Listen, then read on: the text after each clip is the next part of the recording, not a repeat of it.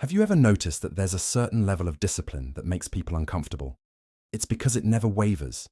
Today, you're going to learn how to install it. We'll explore an old Zen approach to practice that transforms habits from just something you do into who you are. Once you grasp this, your goals stop breaking. But before I show you how it works, do me a quick favor. Subscribe to the channel, hit that like button below, and drop a comment with the one habit you most want to create in your life.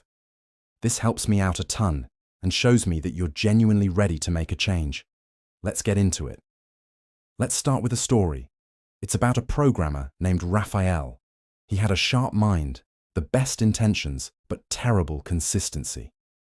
Does that sound familiar? His gym streaks would last 2 weeks, maybe 3, and then just turn to dust.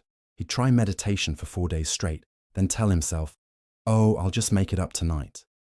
He'd start a new book, get 3 pages in, and it would end up in a drawer. Every cycle looked exactly the same. Monday would start with electric motivation. By Wednesday, he was already in mental bargaining mode. And by Friday, it was silent surrender. Sunday would roll around, filled with promises to restart strong next week. Raphael tried everything: apps, streak counters, accountability partners, stickers, rewards. Nothing stuck. And it wasn't because he was weak.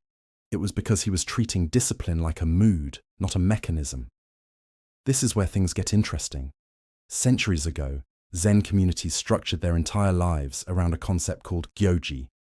This means continuous practice, without any gaps.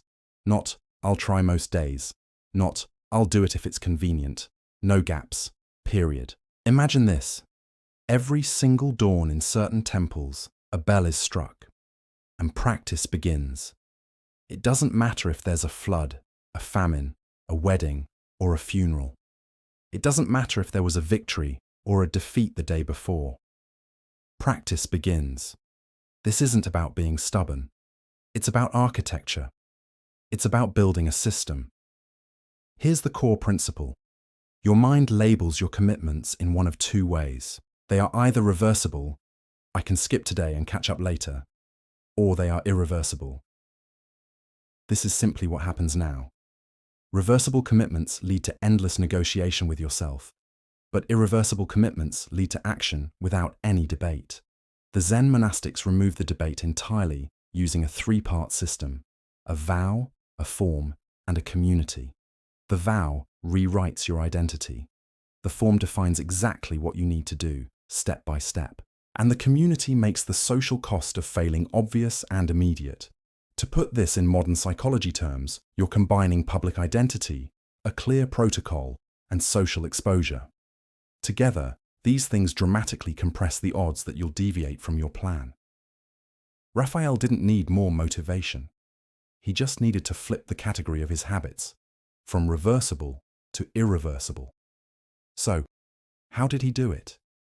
It starts with identity. First, you have to declare it out loud.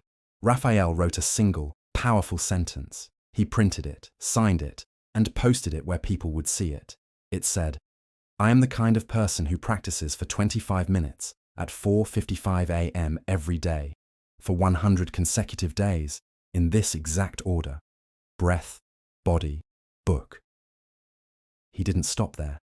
He texted a picture of it to his friends. He pinned it on his fridge.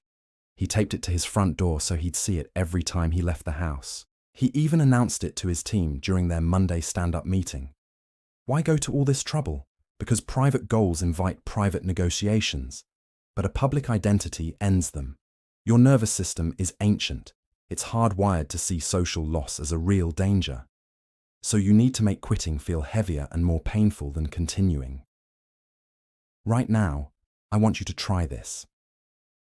Take out a piece of paper or open a note on your phone. Write this sentence and fill in the blanks.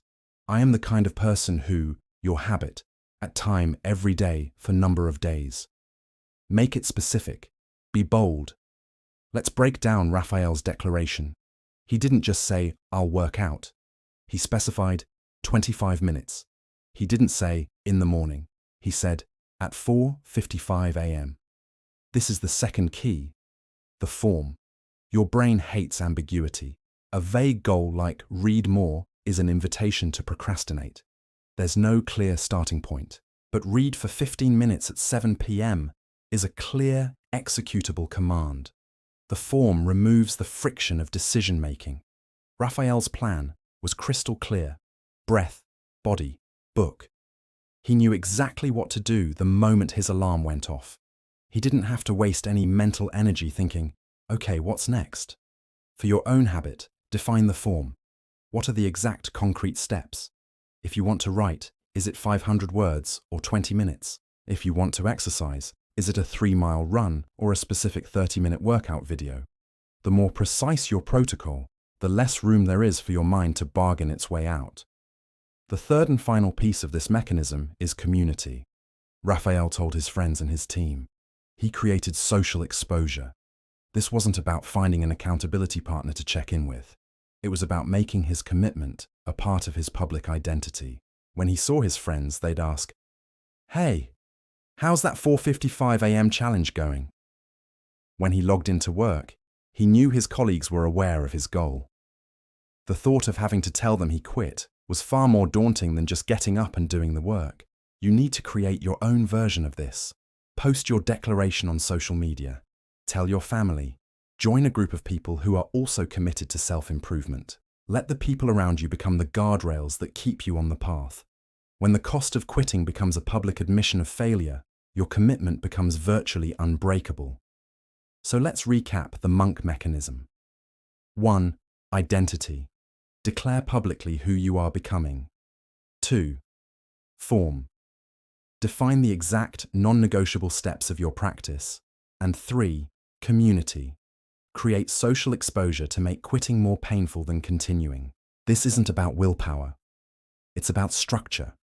It's about changing the game so that consistency is the only logical move. By making your habits irreversible, you're not just adding new tasks to your day. You're fundamentally rewiring your identity. You stop being someone who tries to meditate and become a meditator. You stop being someone who tries to work out and become an athlete. The practice stops being something you do and becomes an extension of who you are. The debate in your head goes silent. There is no negotiation. There is only the practice. So I'm going to ask you again, what is the habit you are committing to? You've got the framework now. The only thing left is to take that first step and declare it.